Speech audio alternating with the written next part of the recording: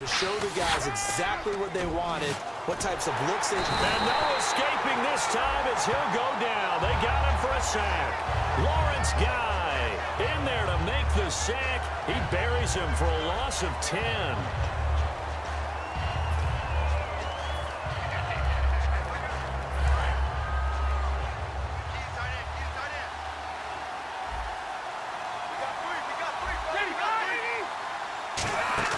Play fake to Gordon. Now Rivers. He's got time. He's going to float this one deep right side. And he's unable to grab it. Thought he might have had position. Couldn't hold on. Third down. This offensive unit, often they rely on the sure-handed Antonio Gates. We know all about his basketball background, but his football acumen, one of the best tight ends in the league. So incomplete on second down. Now they'll look to convert here on third.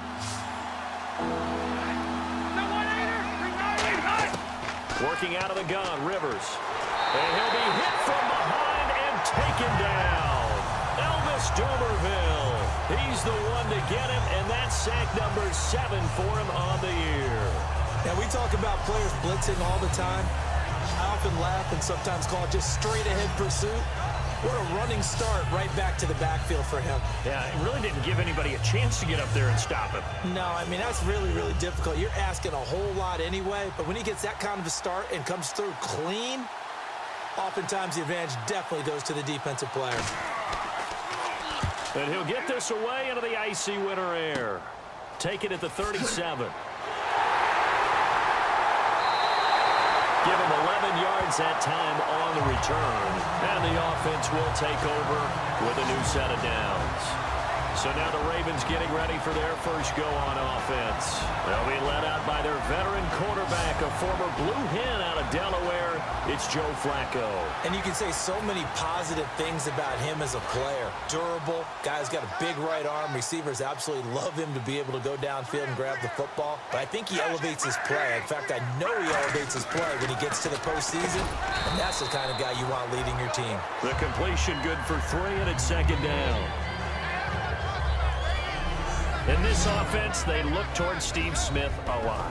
It's a good idea because if you don't, you're going to hear about it. No one plays the wide receiver position angrier or better than Steve Smith Sr. Here we go with 2nd and 7.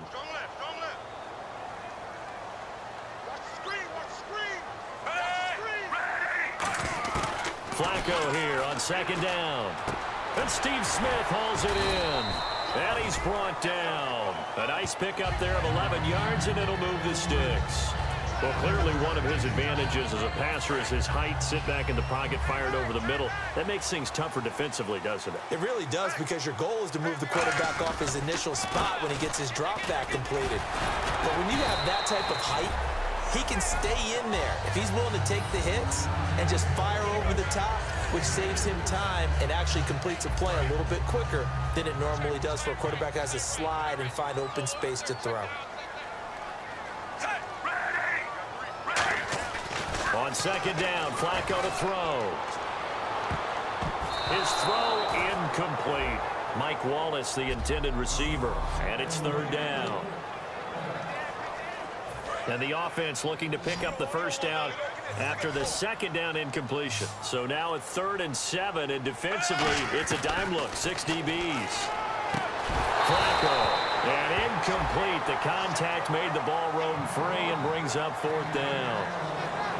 Looked like they had an opportunity for a big play across the middle, but he didn't have the concentration or the focus necessary and dropped it before he could haul it in.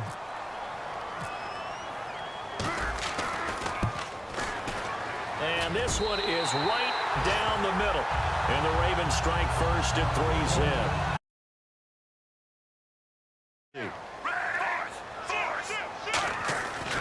They stay on the ground for set again. And he'll be brought down right at the 45-yard line. It'll go as a gain of 6 that time, and it moves the chains as well.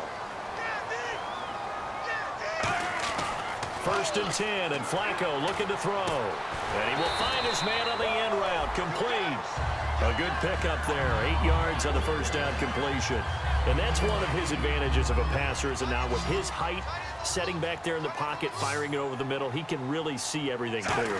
It is, and I know that other quarterbacks get it done different ways, all right? You don't have to be his height to make a great play.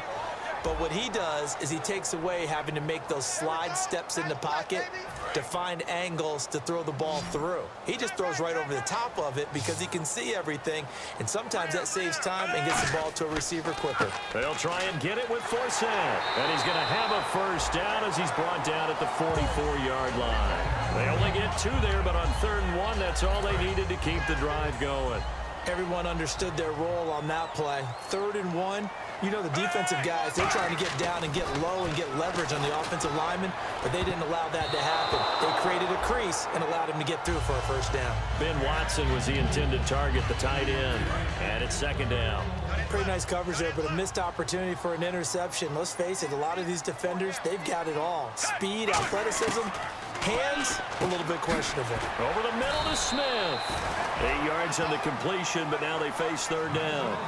One thing I can say pretty safely, that route is not called if you don't have a guy who can throw the ball and put some mustard on it. Because if you're going to lollipop it in the middle of the field, bad things usually happen.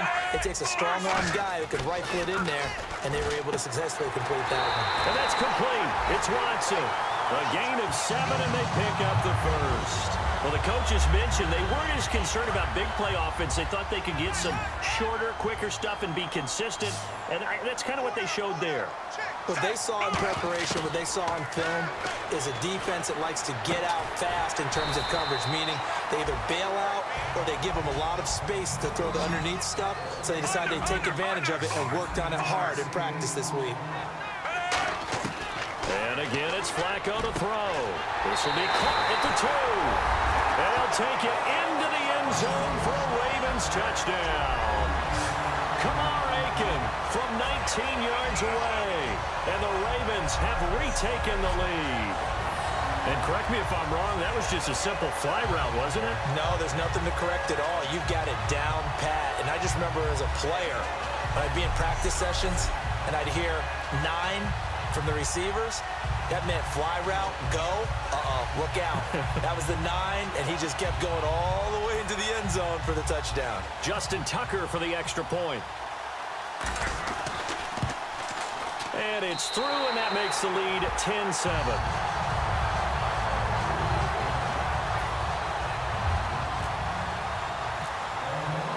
Tucker now to kick it away following the touchdown. And they will not get a chance to return this one as it's through the end zone for a touchback. And now San Diego getting set to go. And they're going to need another score. Got one last time, but still down here. When you're playing catch-up, every possession becomes crucial, doesn't it? It's vital. Get back out on the field, punch it in the end zone again. They know it's not easy, but what they do have going for them, they did score the last time. They think they've got a good formula working. And what about the defense? Well, now you're just saying to yourself, okay, give up a score last time. What adjustments do we need to make to slow them down now and get the ball back for our own offense? Is it more pressure? Is it more zone? What do they have to do? They're trying to figure that out themselves. We'll see if they can figure that out right here. Gordon. And he's able to take this one up to the 35-yard line. 2 yards on the pickup there, but it's enough to give him a new set of downs. And this will probably be the last play of the quarter. So we hit the quarter break in round 1 of the AFC playoffs. It's a 3-point game here early. We're back to Baltimore after this.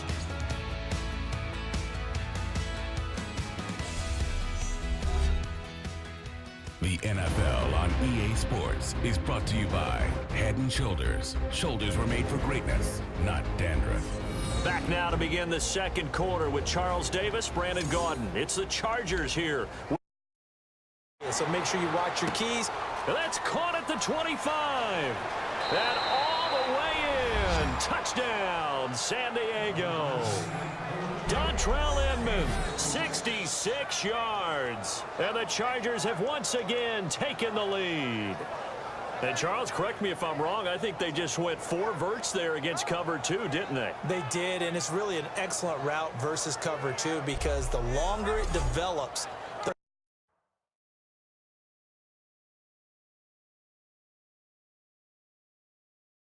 moves them up by a touchdown now at 17-10.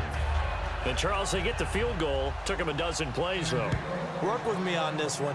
You know what I'm about to say, right? Bend but don't break. That's what came into play here for the defense.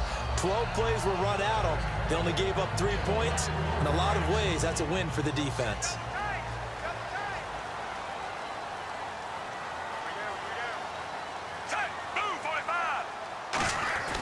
They go back to the air here after the INT on the last drive. Finds his man, Watson, over the middle.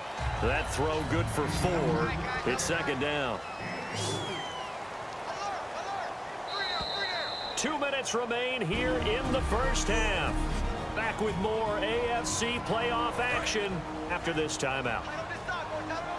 A reminder, as we did all through the regular season, we'll check in with Larry Ridley at halftime. He'll have highlights and analysis of this first half of play.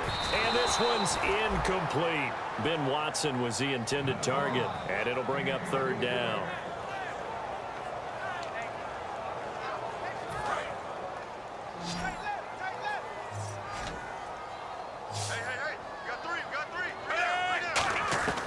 Third down, Flacco needs a decent chunk of yardage. The open man is Smith.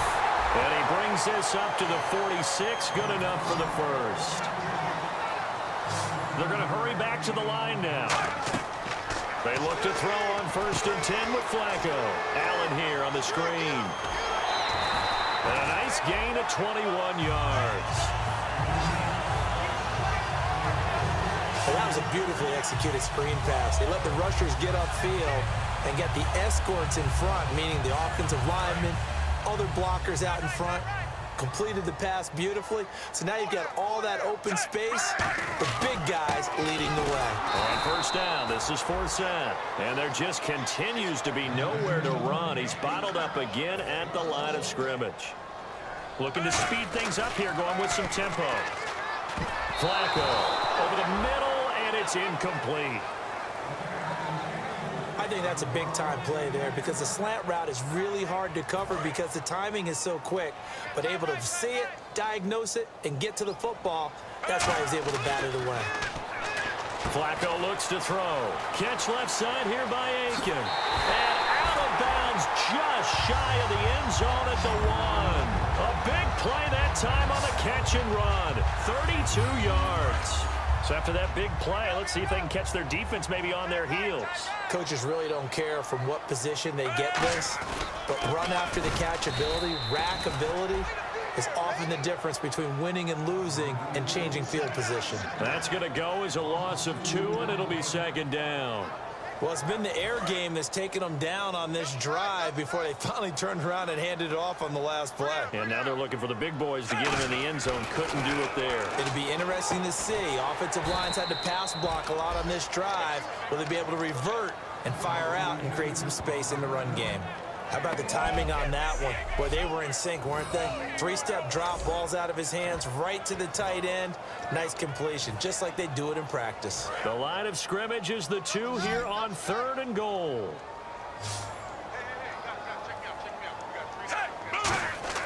Looking for 2 yards. He rifles one that's intercepted. Picked off by Dwight Lowry. And a big turnover there as his guys will get the football back. And that's not the second time he's picked off a pass here in the first half alone. Again, another great read defensively. And you just see him get in the right position to make the play and get his guys the football back.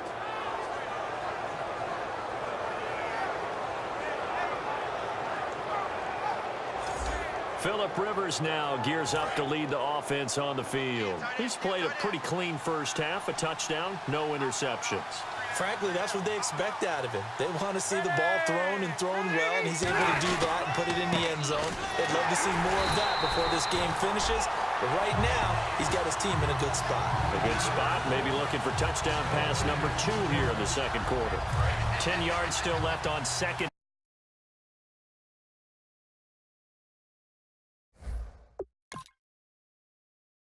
But he was stopped on that play. But he's had plenty of carries all afternoon.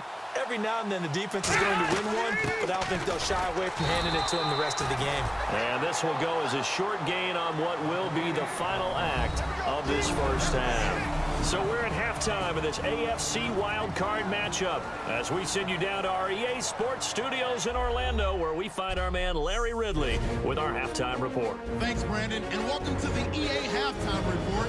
I'm Larry Ridley. Let's take a look back at the first half. Here in the playoffs, you hope to have close games where both sides are putting it all on the line, and that's what we have so far. It should be a very exciting second half. All right, let's roll those highlights. Chargers with the ball midway through one. Out of the shotgun pass will be completed, and it's going to end up going for a gain of 47. Chargers later on the drive. Gordon's looking for room to run, and he caps off the 7-play drive with a score. The lead grows to 4. Ravens have it at the 19. Catch is made after a quick pass, and now they get in for the touchdown. Ravens go up by 3. 3rd and long. Wide open catch will be made on the deep pass. And after the long pass, he'll score. They're now on top by 4.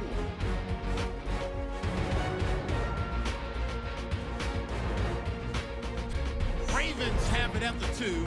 Flacco's under fire and will throw the pick. Lowry's reading the play and comes away with it, ending the drive. So that's all for us here at the EA Sports Studio. We'll get you back out to the...